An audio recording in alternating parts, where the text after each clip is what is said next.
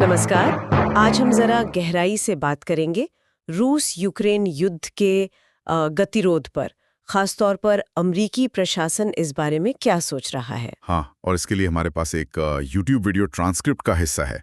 इसमें एक सीनियर अमेरिकी अधिकारी की बातें हैं जो उन्होंने रूसी विदेश मंत्री से मिलने के ठीक बात कहें। बिल्कुल।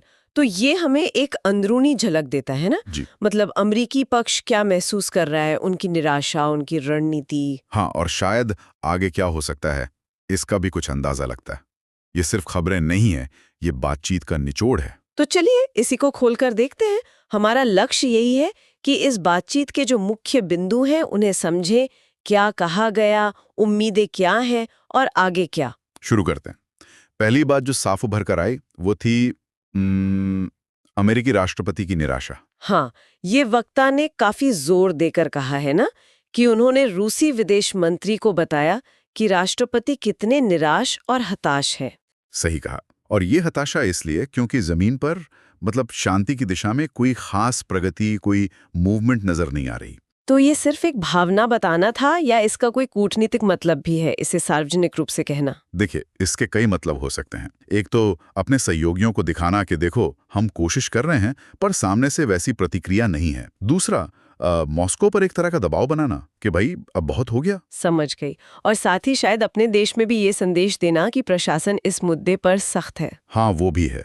लेकिन इस निराशा के बावजूद एक बात और साफ हुई कि बातचीत जारी रखने की रणनीति है। तो क्या ये सिर्फ मतलब दिखावे के लिए है या वाकई कोई उम्मीद है बातचीत से? वक्ता ने इसे स्पष्ट बातचीत या फ्रैंक कॉन्वर्सेशन कहा। रणनीति यही लगती है कि भाई दरवाजे बंद नहीं करने हैं, सभी पार्टियों से संवाद बनाए रखना है, भले ही नतीजा फौरन न दिखे। कूटनीति में शायद ये जरूरी भी होता है कई बार। बिल्कुल, खासकर जब आपके पास बहुत ज्यादा विकल्प ना हो तो बातचीत जारी रखना ही अपने आप में एक कदम होता है। अच्छा, बातचीत में कुछ विचारों का आदान प्रदान होने की बात भी कही गई कि कुछ आइडियाज शेयर हुए जिन्हें वक्ता वापस वॉशिंगटन ले जाएंगे। हाँ, ये कहा गया। और एक बहुत हल्की सी उम्मीद भी जताई कि शायद इन पर कुछ आगे बात बन सके। शायद पर जोर था। और उन्होंने रूसी पक्ष कितना लचीला था इस पर कुछ भी कहने से इनकार कर दिया। हाँ, और ये चुप्पी भी काफी कुछ कहती है। शायद जमीनी हकीकत यह है कि भले ही कुछ नए विचार आए हों, पर रूस के रवैये में कोई बड़ा बदलाव नहीं दिखा। डिप्लोमेसी में उम्मीद जताना पड़ता है, पर असलियत शायद उतनी सकारात्मक नहीं है।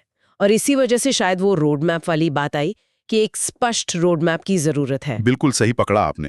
जब आप एक रोड मैप की मांग करते हैं तो इसका मतलब ही यही है कि अभी का रास्ता या तो साफ नहीं है या आप उससे संतुष्ट नहीं हैं। मतलब अमेरिका अब